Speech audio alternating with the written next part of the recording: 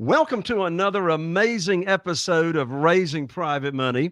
I'm Jay Connor, your host, and this is the podcast where we talk about how to raise private money for your real estate deals without even having to ask for money. Well, my guest today has raised so far about $300,000 in private money, and of course, that's still growing. And his expertise is this world of wholesaling. So, on today's podcast, you're going to learn how to wholesale real estate, what he calls the painless way. That's right. Painless wholesaling is the best way for new wholesalers to get their first deal without wasting tons of money on marketing.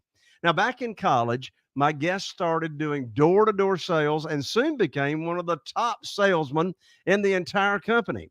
Now, after graduating from college, he worked in door to door sales until he decided to get into this world of real estate investing. So now, for 5 years, he's been the co owner of Offer on Homes, his real estate investing company, and his coaching company titled Investor Thrive.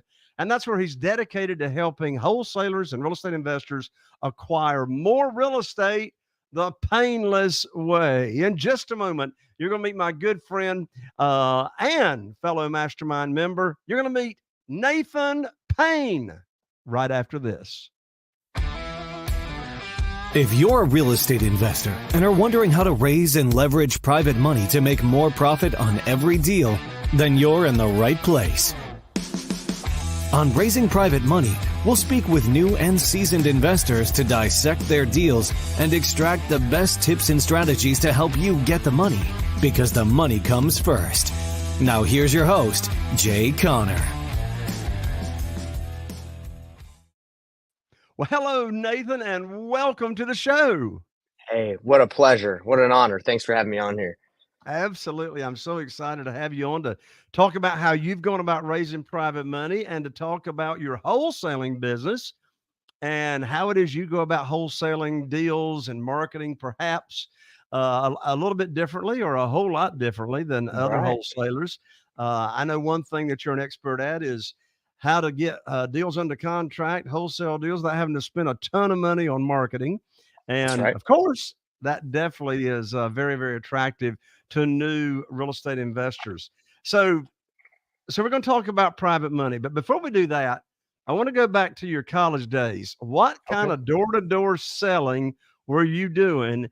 And you were like at the top in the company. Dish Network. You remember that? Dish Network selling direct TV, the satellite TV. That's what I did door to door. Wow. Well, I tell you what, I say anybody that can do door-to-door selling and close deals can close any kind of deals out there, because I don't know anything harder to do than that type of thing. Did they set appointments for you, or were you cold door knocking? It's cold door knocking. We would get a specific area on an iPad. You would just go and be like, okay, I'm going to go to this specific area of the neighborhood with Google Maps, right? You would just look over and do that kind of view, and you would just farm the area. You'd knock. If someone wasn't there, you'd mark not home. I'll get them later. You just did that all day for like 8 hours for like you would do about 3 to 4 months out of the year. You wouldn't go all year. You would just work in a specific period of time, and then you'd be done. So it was like go all out and then go take a little break. I hear you, man. Well, I would think that those types of characteristics that you have that made you successful in door-to-door selling, some of those same characteristics are making you super successful in real estate investing, raising private money, and wholesaling as well.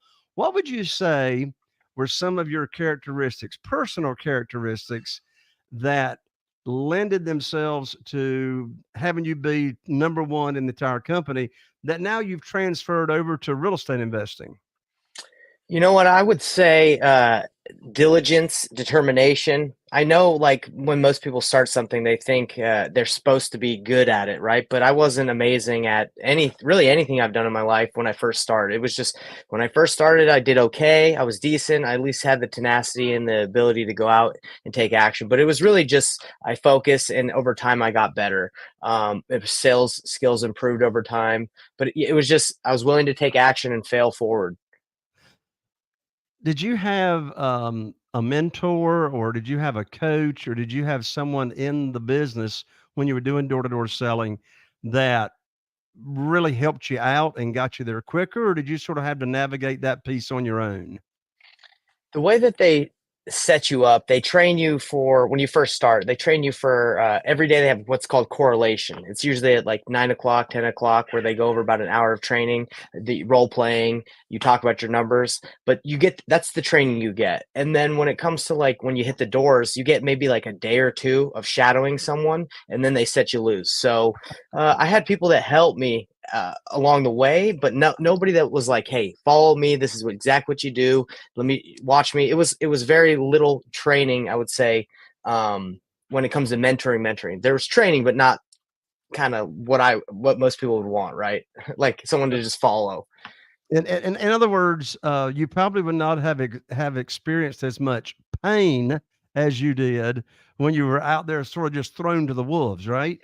Yeah, yeah, and there's pros and cons to be thrown to the wolves, but not unfortunately, not everybody can just get thrown to the wolves and want to stick it out, right? Because that's what it requires, right? Like when you get all that rejection and you lose, you got to really have a desire to keep going, or you'll want to quit. But thankfully, I just kept going and it worked out. Sure. So let's dive into private money. Yeah, So how is it that private money, in your opinion, dovetails with wholesaling? So obviously, if you wholesale a deal, get a contract or get a property under contract, assign that out for an assignment fee. You don't need private money for that. So when are you finding that you're using private money in your real estate investing deals? And how does that correlate with wholesaling? perfect. Great question. So every deal that I get or every opportunity, I take it through a process where I see what's going to be the biggest return, what's going to make me the most money. And a lot of the time, it's taking the deal down and doing a wholesale. Which, if for those of you that are listening that don't know what wholesaling is, it's when you just take the house, you buy it, you close on it yourself. So wholesaling, you never own the property. You're just selling your interest, your right to buy it. You're assigning your contract for a fee. But wholesaling is you close on it, carpet paint, and then you resell it on the MLS. So if that's going to make me more money, I need private money to do so. I'm not going to use my own money. I'm going to go raise it and then be able to get into the deal with zero of my own money. And when it comes to flipping it, so if you want to do a full blown flip, that's not wholesaling, because wholesaling is like carpet paint, really basic. Fix and flip, I would say you need to do a big rehab or a bigger rehab. You need money for that. So we always take any opportunity we have through that process. It's like a calculator that I give away for free. But yeah, that's why you would need the money. Gotcha. So really, when you're looking at a deal, there's the way you analyze deals. There's multiple exit strategies that you can Of consider, course, right? of course, yeah. Yeah, I And think when people have one arrow in their quiver, one tool in their toolbox, they're gonna pass up on a lot of opportunities to make more money. But that's okay in the beginning because not a lot of people know how to leverage. That's why it's good to network with others that have more experience because they can see more opportunities where more ways to make money than one. But I would say in the beginning, if you don't know how to do all of those things, get with someone that does so you can leverage their knowledge. But yeah, I would say many tools that we use. gotcha. It's been my experience in interviewing successful real estate investors such as yourself here on the podcast. There's a common thread, not with everybody, but there seems to be a common thread that there was a pivotal moment or something changed in the market, something changed in their own personal experience that triggered the real estate investors such as yourself to start raising private money. Mhm. A lot of people I've interviewed started out and they didn't start out raising private money. That like came along later. Right. So what happened in your story, Nathan? It's a great question. I would say when we started looking at leaving money on the table, because wholesaling is not always the most advantageous, I would say the best strategy to use to make the most. It's the quickest and the less, I would say the most convenient and less risky. But it's not always going to make you the most. So when we started seeing that we were leaving money on the table, that's when we pivoted, and we also saw that we weren't doing wholesaling deals that we felt like we could have made some money off of. We realized, okay, because we're just looking at it from one lens, we're losing out on deals. But if we can take these down with private money, we can capitalize and make more money on these deals. Sure. So when you started raising private money, how did you go about it starting out? Great question. I started reaching out to people like within my circle that I knew of influence, my family members, friends, asking them if they had any money that they weren't using, or if it was making not enough interest, or if they wanted to make more, and then kind of letting them know about the projects that we had that we needed money for. And what we would do is we would use hard money for 85% or 90%, and then we would use private for the the rest of the money that you need in order to get into the deal, or repairs. So that way we're able to get into these deals with actually no money of our Sure. own. So you can actually use private money in a second position or a junior lien position, and it Mhm. doesn't always have to be in first position, so to speak, Exactly. right? Right. Right. So when you first started raising private money, what lessons did you learn that you might call today a mistake? Like, I shouldn't go about raising private money that way. In other words, how do you raise private money today, maybe differently than when you first started? When I first started trying to raise it, I wasn't very good at explaining the property itself that we needed to raise money for. But now I make sure that the people feel comfortable. They understand what they're investing in, what the return is, and how safe of an investment it is, and how they're backed by the investment itself. So that's probably what I didn't do in the very beginning. I just was like asking people, but not really explaining the specific opportunity. I was like asking for money in general, but now it's more project based. Gotcha. The private money that you're using in today's market, is it for single family houses or is it for other types of real estate as well? Just single family. That's what I focus on and try to stay locked in on that. Right. Same thing for me, Nathan. So let's talk about another expertise of yours and really what you're known for, and Yeah. that's wholesaling. So, what year did you start wholesaling? What year was your first wholesale deal? 2018 is when I first started wholesaling. Okay, so 2018. Yeah. So you've been wholesaling since 2018, and you know a lot of other wholesalers probably, Oh right? yeah, of course. What market do you invest in, or markets do you invest in primarily?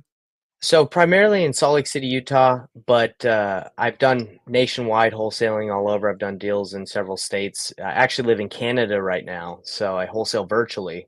Um, so yeah, done them all over. But I would say Okay, Salt Lake so City, Utah. nationwide, virtually, et cetera.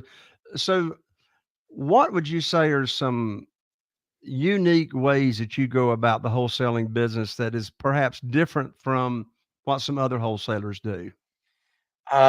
I would say it's my approach to work with sellers. It's like the sales process that I use. It's very transparent and open, and I would say honest. Because the thing is, like a lot of when a lot of people start wholesaling, they might feel like it's not very like they might be lying to people, right? They might feel like they're not being very honest with the seller by saying, yes, I'm going to buy it myself, and then they have to go find a buyer.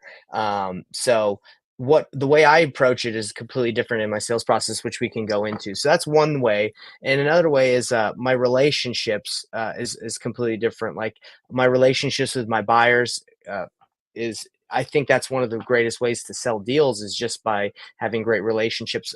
When I first started, I didn't really have good connections or relationships with my buyers. So I would just blast all my deals out and hope someone would respond and want to buy my deal. But now I move most of my deals or work with deals directly with buyers that I know. And so I would say that that's kind of the difference is the sales process and how I work with buyers and other wholesalers to help them move their deals as well. What's the best advice or piece of advice that you would give, say, to a new real estate investor that wants to start in wholesaling? Where do they start? How do they start? That's a great question. So There's a lot of steps to wholesaling. It's a very simple concept, right? It's like find a discounted property, get it under contract, or find someone that will buy it and pay more than you have it for. But I would say to start, you have to make sure that you're in a market that you understand, and you pick one market, like a good market, because a lot of people they'll spend a lot of time in maybe a market where there's not a lot of flipping going on, not a lot of opportunity. So they'll get stuff and it'll be easy to come by, right? In rural areas, a lot of the time you can find a lot of properties, but it's very difficult to find cash buyers that will buy them for you. So I would say the first place is just make sure you're in the right market. Okay, so well, how do you find out if you're in the right market? Like how do you research the market? So the way what we have people use is you can use softwares to determine if it's a good market. We like the software Privy, Batch Leads. You can see the investor activity. You can see how many properties have been purchased in that property by cash buyers that have been purchased and then sold within a year and a half, and you can determine that way. That's a good way to do it. So we use softwares. That would be my answer. Okay. Um, we have actually one of our viewers and listeners that just submitted a question, so I'll read it off to Yeah. you. And the question is, how do you use private money in order to scale your wholesale business? Just structure terms with a lender to buy more properties, or do you use their money as transactional funding?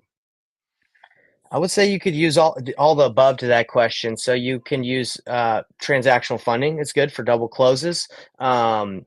If you do more deals with your private money lenders or hard money lenders, you can negotiate better terms. I would say that would be the best way. Is just do more deals. They trust you with more money, or they trust you with the money they're giving you continuously, and then you use it whenever you need the deal. Excellent. Now, one thing that you are known for, Nathan, and that is being able to find motivated sellers, discounted properties without having to spend an arm and a leg, at least when you're starting out. So, Right. what are some marketing strategies that you use and that you advise other real estate investors on how to get going if someone's, on maybe a small or tight budget? So if you're brand new, what I suggest is kind of like what I did when I first started is you want to go like an inch wide and a mile deep, which basically means you don't want to pull a giant list and skip trace the whole list and then cold call the whole list of 10,000 absentee owners. You're going to be very busy. It's going to be expensive. What I tell people to do, and actually this is how I coach, is we work on specific lists that are highly motivated, pre-foreclosures and probates, because in most cities, most areas, the pre-foreclosure list is not that big. So the problem is getting a hold of those people, right? Because they're getting reached out to by a lot of people. But what we do is we really actively and aggressively reach out to them with the right marketing message to let them know that we're not just there. Hey, do you want to sell your house? Like, I'm here to buy your house. We're there to serve and see how we can help them in their situation. So that's what I mean. Like, I wouldn't advise someone to get a big list, because that's what I first did. I got a big list. I spent $10,000 in mail to this big unknown equity list and didn't get a lot of return calls. And I just spent a lot of money. And I'm like, no. And I tell people, like, no, you don't want to do that because it's very risky. You can get the pre-foreclosure list, probate list, and spend money on skip tracing it. And you're not very deep in the marketing. You're deep in your marketing budget. And if you can't get a hold of these people after reaching out on calls, texts, emailing, if you get that in this through skip tracing, you can go knock their doors. And that's kind of like where my door knocking background comes in. Like, that doesn't cost any money. Knock on their door, leave them a flyer, tell them you're there to help, and you stay consistent and on top of it, and your follow-up is strong, and you'll get a deal. So I was going to ask you, as far as reaching out to these potentially motivated sellers, Mhm. are you reaching out to them with just one method or consistently, or are you reaching out to them consistently with multiple ways, such as either direct mail, outbound calling? You mentioned door knocking, Right. outbound texting, all those different ways to communicate. Great question. So what I advise is you get the list, right? And you start with calling and texting. And that's not like, I don't recommend like an auto dialer because those I don't think are very effective. Especially when you're calling a lot of people, a lot of those numbers will get flagged as spam. I recommend just get your cell phone or get a Google Voice number and just call through the list one by one, call the numbers and determine if you can, when you can get a hold of the right person. And you might have a couple numbers that return with someone, like when you skip trace John, you might have 3 or 4 numbers, but your goal is to get a hold of John, right? So you're going to do that through calling and texting. If you do that through the numbers he has and you can't get a hold of him, call some of his relatives. If they ask him, hey, I try to get a hold of John, I'm trying to help him, I think he's in pre-foreclosure, I'd like to help. That's how we work with people. Now, if you can't get a hold of him through the calling and texting, that's basically on your phone, doesn't cost you more money, you already have a cell phone, go knock the door. Right. If you knock the door and he doesn't answer, then send them write a handwritten letter to the mailing, the addresses that came back when you skip traced them. So it's a process of what's the fastest and easiest way to get hold of them. It's calling, text. Okay, you got to work a little harder, go knock. Right. It's just a process in order to get a hold of the right person. Sure. What's your opinion on driving for dollars? And I'm thinking most of the people listening to the show know what we mean by driving for dollars. But first of all, tell people, what is driving for dollars? What do we mean by that? And then what's your opinion of that as far as, is that a good use of someone's time to find um, potential motivated sellers? Yeah. So driving for dollars, if none of you know what that means, it just means going around neighborhoods, looking in specific areas where you're marketing, where you're doing your business, and looking for homes that look distressed. And what does distressed home mean? That means it looks like it needs paint. It needs, like on the outside, maybe there's some broken windows, tall grass, looks like it potentially is vacant, garbage cans are full, or they're out on the side of the road and you can notice that they have not been taken out, or like they've just been there for a long time. It's just, you're looking for any signs of distress to say, hey, this person might be interested in selling. Or and you say, hey, they might be interested in selling because they can't keep up with the upkeep of the home, right? So that's what driving for dollars is you're just marking properties, writing it down on a list, and getting a list of homes that you believe have one of the indicators of the 4 pillars of motivation, which is the condition is not good. You still have to know if they're motivated, if the price is right, and why they're selling. But at least at least one up front, that the condition needs help. Is that decent, Jay? Explaining what driving for dollars Absolutely. is? Sure. So have you done it? Do you advise it? Or does it depend on the individual and how much time they have and et cetera? Great, great question. So, I did driving for dollars a lot when I first got started. What I advise the people my clients that I work with, I say, I wouldn't just hop in the car and start driving around. What I would do is drive for dollars with purpose. So that means if you've called your pre-foreclosure list, if you've texted them, you can't get a hold of them. It's time to you've narrowed it down to, I haven't been able to get a hold of 20 people. Go knock on those doors while you're going to drive to those people's homes. Then if you notice anything, drive for dollars. Because you're intentionally going to a specific home. Or if you're going to an appointment, intentionally get there 15 minutes early and drive around the property. But I wouldn't just set aside 8 hours to drive all day, because I think there's a better way of going about it. So do it, but do it intentionally. Well, I love your advice on that point because they're already going, as you say, to a specific property, right? So you're going to be making that trip anyway. What you're doing is you're leveraging that time, as you say, by getting there 15, 20 minutes earlier. Take a look at what's around. And you know what I love Exactly. about that advice? I do not know why it is. I don't see if you if this has happened to you as well, Nathan, Yeah. but I have not intentionally tried to buy 5 houses within a half a mile of each other, but I Hmm. have. Yeah. I have. It's like Right. it's like, why am I buying all these houses that are right around each other? I mean, the neighborhood itself was not distressed, but Hmm. for some reason, I mean, I don't know if it was something in the water that those people were drinking. I don't know, Hmm. but it seems that I have bought houses in pockets, like together. Have you run into that? Yeah, that seems to be happens quite a bit in Salt Lake City. We tend to do more deals in specific areas of the town, of like the suburbs of Salt Lake. I don't know why that is either. Maybe I don't know. I don't I don't have an answer. Hey, I understand what you're saying though. if I had the answer to that, then I'd know where to go market and then just, canvas that whole area right there. You know what I think it might be? This is just a thought. I think that sometimes when those people in those areas, in those pockets, see a flipper that is going in and fixing up a property, maybe they, in the back of their head, like, that might be something I'm open to. Maybe I might be open to selling my property and having someone take over. Yep, could be, could be. Now, Nathan, you have coached a lot of clients, a lot of real estate investors, showing them how to do wholesaling the quote unquote painless way. That's right. And so, since you've got so much experience in working with other real estate investors and coaching them on wholesaling and et cetera, what common threads have you seen as far as mistakes that new wholesalers make, and that you may warn them against, or you actually see them still doing it? This is a common theme that just keeps on coming back to my mind all the time. Is I think a lot of people don't think this business, they don't think it works, or they just don't think it works for them. And it's because they haven't taken the action that's required to see the results they need.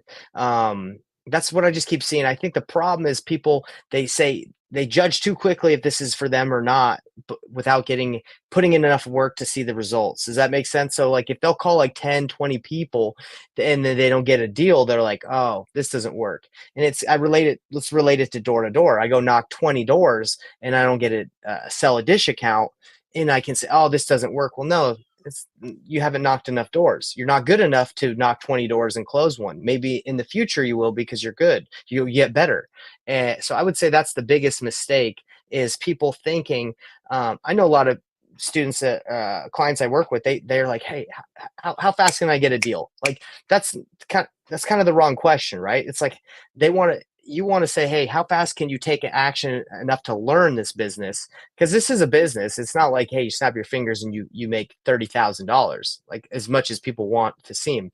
So you have to build up. So I would say that's the biggest mistake, is having the wrong expectations. I would think one common question that you get from your coaching clients is, really, how much time do I need in order to be successful at this? They probably, every one of them ask you that before they enroll with you to work together. And Of what is course. your answer to that? It all depends on the experience that you bring before, right? Because I came into wholesaling with 6 years of door-to-door sales experience, and I still was not good at talking to people when it came to this sales process. It's completely different. So it depends, their business experience, their diligence, like how diligent they're going to be with staying consistent with their process. But I would say if you're diligent and you hit these KPIs, if you call 40 people a day, if you get a hold of 15, you stay consistent, you're going to get a deal within 90 days. The problem is, if they don't see those results, we probably haven't been that consistent. So 90 days is my answer, if you're consistent with the actions you need to take. Perfect. Well, the name of your wholesaling coaching company is Investor Thrive.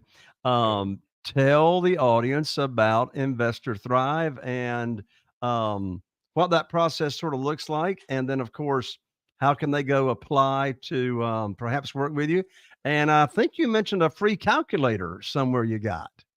Yeah. So in my Facebook group, Painless Flipping, it's a Painless Flipping group. What it's called, you can type that in if you guys see the link below, but it's just Painless Flipping free Facebook group. But if you join and you add your email, where we send you a free gift, we'll send you the exact calculator that I use to analyze my deals and whether I should wholesale, fix and flip, wholesale, burr, you name it. We just take it through all the process we have. But that's the calculator. And sorry, Jay, Right. what was after that? Yeah, I was going to say, hold it right there. I want everybody to know that how you spell your name Yeah. for those that are listening Sure. on the audio podcast. So that's Painless, which is Payneless, Painless, Paynel. I can't even talk. Payne for Painless, LESS. Say the name of that Facebook group again for the easy way for them to find it. Painless Flipping. Just type in Painless Flipping, like my last name, Payne, Payne, Nathan Payne. Painless Flipping free Facebook group. You type that in, you're going to find it. And then when you join, just throw your email in when we ask the first question. Hey, what's your email, so we can send you a free gift? That's the gift you'll get. Awesome. Now, tell everybody a little bit about your free Facebook group and how that works. Yeah, so I created the free Facebook group because a lot of people don't know where to start, right? So the free Facebook group, it's not just another one of those. I think there might be like 10 like 100 million Facebook groups on Facebook. So everybody knows it's a part of probably a ton of Facebook groups. So what this one is, it's a free course. So when you get in there, we get you the calculator for free, but there's a free course in the guide section where you can go through and you can see my exact painless flipping process of how I do deals with agents. And then you can relate the sales process that I do and the way of finding deals to really any strategy. But it's just a free course that I've spent a lot of time on. I used to charge for the course. It was $10,000 for the mentorship, but I put the course in there for free because now we offer something a lot more in depth. So now we're giving away that course for free in there. So that's the free Facebook group, and I can kind of explain, Jay, if you'd like, what my process is and why and how my program. I would call it. It's not. I don't like to call it a program. I call it an apprenticeship. That's what I offer. I can kind of explain how we work with people now. Sure, go ahead. So, painless flipping, what painless flipping is, it's a process of leveraging buyers to make offers for you versus you. With most wholesalers, they don't really know what to offer. It's a kind of a problem. It's a big problem, right? They'll be talking to a seller, and the seller will want retail or close normally, right? Unless they lowball themselves and then you're already in the money, but that usually doesn't happen. So most sellers they look at Zillow and they say they want Zillow. So we have relationships with buyers that we work with, and this is called painless flipping. It's working the painless way, where you connect with buyers. And if you have a seller that's motivated, instead of just making a low offer and hoping it's low enough and not having to come back and renegotiate later, which a lot of people do, they cancel contracts. We just tell the seller, like, hey, this is where I would need to be for me to buy it. You give them the offer where it's a no-brainer for you to work with. Usually they say no. Then you say, okay, no problem. If that doesn't work for you, I know a couple buyers that I work with that might be able to pay more than me. Do you mind if I just check with them and see if that's something, maybe they may be able to pay you a little bit more than I could? And then you just go leverage, you leverage your buyers, see where they would be. You don't have to you can get under contract if you want to. You don't have to, since you have those relationships with your buyers. And then you can leverage their offers to get the deal done. And usually, since you have all those different offers that are coming from your buyers, you can go back to the seller and say, hey, I know you didn't accept my offer at 700,000, right? I got most of the couple buyers I use, they're around 720, 730. And I know you wanted 800,000, but this is what the market's saying. Like, this is what people are saying. So, we could potentially get you 720 if that would work. So you're basically leveraging your buyers the painless way, I would say, instead of saying, yes, I can pay this, and then going back and forth or having to cancel contracts, you're just leveraging your relationships in order to do it without all the back and forth. And I would say lying, right? Because if you don't know, don't just throw out a number. And I think that's why wholesaling gets a bad rap. A lot of people are new. They just throw out a number, get people under contract, they cancel. And I just think there's a better way to do it. I love it. I love the process. And I love it because you're starting from a position of, I mean, in your conversations with sellers of, here, I'm here to serve you. And I want to see I want to see if I can help out, kind of thing. Exactly. That's Yeah. wonderful. Nathan, I love the approach. I love your heart, man. I can't wait to see you at our upcoming mastermind meeting. And there you have it, my friends. Be sure and take advantage of Nathan's free gift that he's offering there on the calculator. You got painlessflipping.com. Go to Facebook group and search in Facebook groups for Painless Flipping. Nathan, God bless you. Thank you so much for joining me today on the show. I appreciate you having me. And if anybody wants to chat, I'd love to chat. No strings attached. I just love to help and see how I can help you in your journey. So go to painlessflipping.com and book a call if you just want to see how our process might be able to help you. We don't do programs like in the sense of like, hey, jump in and work with us and you're going to have 100 people on a one call. We actually do a apprenticeship model where we work with you directly and we help you through your deals, right? So we'll help you get them under contract. We'll tell you what to offer. You can partner with us if you want, or we'll just tell you what to do. So it's a lot more hands-on. That's what we've noticed that people need. So that's what we're doing over at the Painless Flipping. We're making it painless for people that want to learn as well. I love it. That's www paynelessflipping.com, Payne, just like Nathan's last name, Payne, lessflipping.com, paynelessflipping.com. Thank you so much, Nathan. Talk to you soon. It was a pleasure. Thank you. Thank you. Well, there you have it. Another amazing episode of Raising Private Money with Jay Conner. I appreciate you being here with me, and I really, really appreciate you subscribing, rating, and reviewing. That feedback really helps us out. If you happen to be watching on YouTube, be sure and click that bell so you don't miss out on any of the upcoming amazing episodes. And I look forward to seeing you right here on the next episode of Raising Private Money. Are you feeling inspired by the knowledge you gained in this episode?